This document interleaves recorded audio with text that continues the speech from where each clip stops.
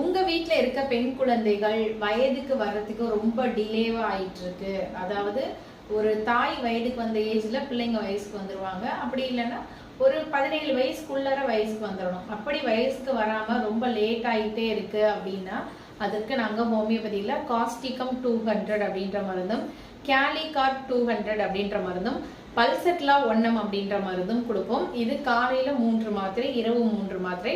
அருகில் இருக்க ஹோமியோபதி மருத்துவரை கன்சல்ட் பண்ணி வாங்கிக்கோங்க. இல்ல ஹோமியோபதி மருந்து கடையில இருந்து வாங்கி இதை கொடுக்க ஆரம்பிங்க. உங்க குழந்தைகள் உடனடியாக வயசுக்கு வந்துருவாங்க.